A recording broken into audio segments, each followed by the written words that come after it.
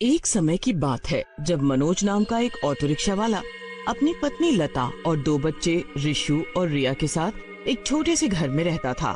रिशु और रिया दोनों बहनें थीं जो अपने बाप की बहुत ही लाडली थी। मनोज जब भी रात को काम करके घर लौटता, रिशु और रिया दोनों आकर उसके गले से चिपक जाती थीं। एक दिन की बात है जब मनोज हमेशा की तरह घर से काम पर निकलता है। उस दिन बहुत ही ज्यादा गर्मी होती है। ऑटो रिक्शा भी गर्मी की वजह से तप रहा होता है। मनोज एक सड़क के किनारे ऑटो रिक्शा लगाकर खड़ा हो जाता है। अरे भाई साहब, सीमापुर चलोगे क्या? जी बिल्कुल चलेंगे। मनोज उस आदमी को लेकर सीमापुर के लिए निकल पड़ता है। अब आधे रास्ते में जैसे ही वो पहुंचते हैं वैसे ही एक बड़ा सा गड्ढा आता है और ऑटो रिक्शा लुढ़क जाता है। मनोज का पूरा ऑटो रिक्शा टूट फूट जाता है। मनोज बड़ी मुश्किलों से ऑटो रिक्शा घर लेकर आता है। ऑटो रिक्शा और मनोज की हालत देखकर लता और बच्चे परेशान हो जाते हैं। मनोज फिर उनको सारी कहानी सुनाता है। अब तो ये ऑटो रिक्शा बिल्कुल खत्म समझो। नई बॉडी डलवाने में 30-40 हजार का खर्चा है। इतने पैसे तो हमारे पास हैं ही नहीं जी। सब अंदर जाते हैं और रात को साथ बैठकर ही खाना खाते हैं।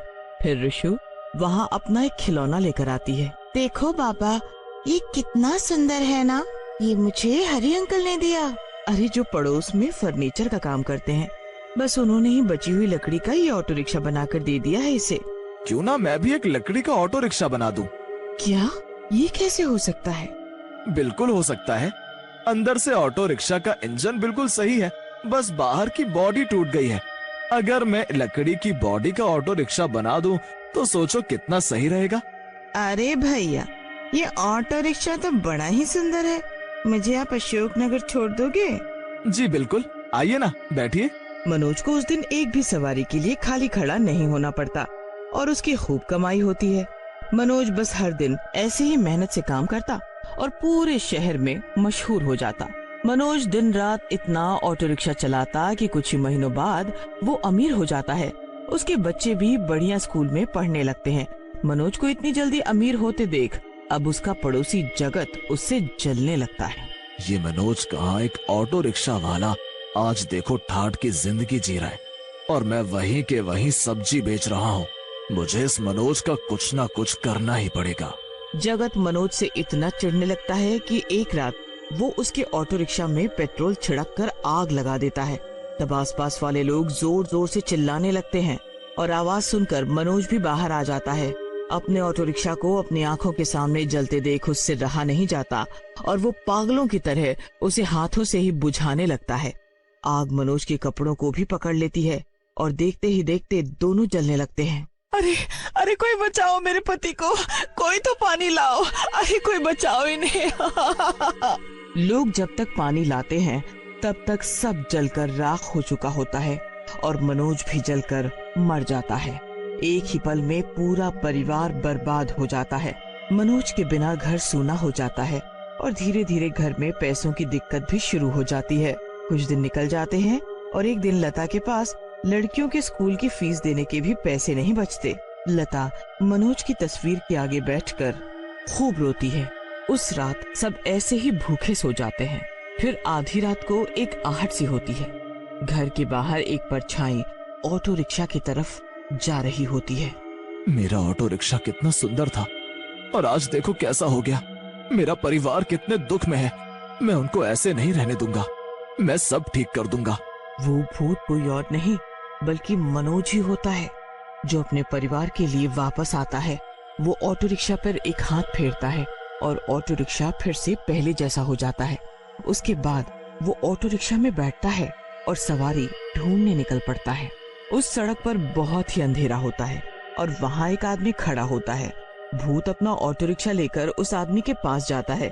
उस आदमी को अंधेरे में ऑटो रिक्शा वाले की शक्ल ही नहीं दिखती कि वो इंसान है या भूत। वो जल्दी जल्दी में ऑटो रिक्शा में बैठ जाता है और चल पड़ता है।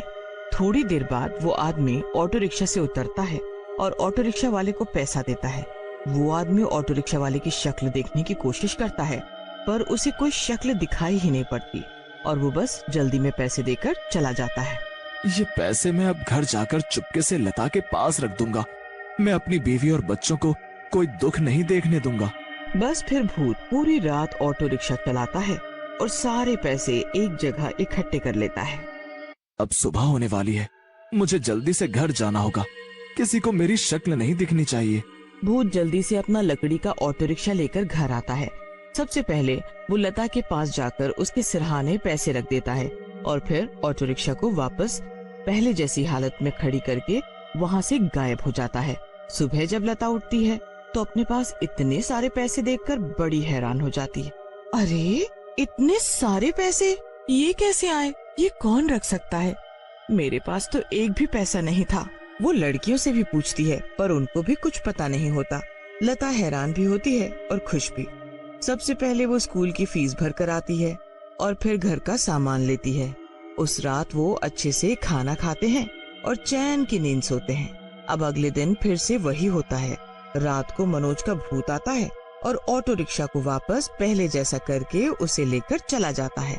रास्ते में उसे काफी सवारी मिलती है जिनको वो उनके पते पर छोड़ता है और उनसे पैसे ले लेकर इकट्ठे कर लेता है। आखिर में भूत को एक लड़की मिलती है जो उसके बच्चों को ट्यूशन पढ़ाती है। लड़की वो ऑटो रिक्शा देखकर हैरान होती है। अरे ये तो ऋषु और रिया के पापा का ऑटो रिक्शा है, पर उनकी तो मौत हो चुकी है। मुझे चेक करना होगा। वो लड़की ऑटो रिक्शा रोकती है और उसमें बैठ जाती है। लड़की पूरे रास्ते उस आदमी से बात करने और उसकी शक्ल देखने की कोशिश करती है पर उसे कुछ दिखाई ही नहीं देता। अजीब बात तो ये थी कि उस ऑटो रिक्शा में एक भी शीशा नहीं था। आपका घर आ गया है, जल्दी मेरे पैसे दे दो, मुझे जाना है।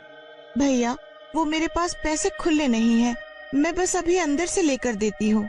लड़की घर के अंदर जाती है और चुपके से खिड़की से देखने लगती है। तभी ऑटो रिक्शा के सामने से एक गाड़ी गुजरती है। गाड़ी की हेडलाइट की रोशनी भूत के ऊपर पड़ती है और लड़की उस भूत की शक्ल देख लेती है। लड़की एकदम हक्की बक्की रह जाती है। उसके बाद वो भूत ऑटो रिक्शा लेकर भाग जाता है और सीधा घर जाकर लता के पास पैसे रखकर वापस ऑटो रिक्शा को पहले जैसा करके गायब हो जाता है। अगले दिन लता फिर पैसे देखकर हैरान हो जाती है और उसके दिमाग में बस यही चलता रहता है कि आखिर ये पैसे आ कहां से रहे हैं। लता सोच ही रही होती है कि तभी वही ट्यूशन वाली लड़की उनके घर आती है। अरे मैडम, आप अचानक सुबह सुबह यहाँ कैसे? कल मैंने बहुत ही अजीब चीज देखी, इसीलिए मुझसे रहा नहीं गया और मैं यहाँ आपको बताने आ गई। क्या हुआ मैडम जी?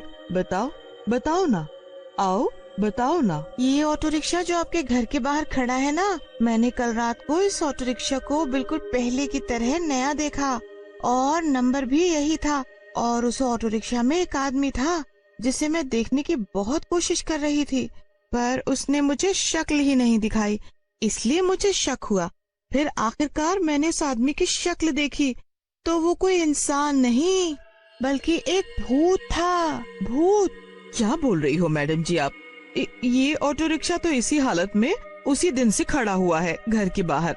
अरे मैं सच बोल रही हूँ, अरे मैं बोल रही हूँ ना, मैं खुद आई हूँ, यही ऑटो रिक्शा था। आप एक काम करो, उसी जगह जाकर खड़ी हो जाना जहाँ कल मैं खड़ी थी, पर आप घूंघट कर लेना।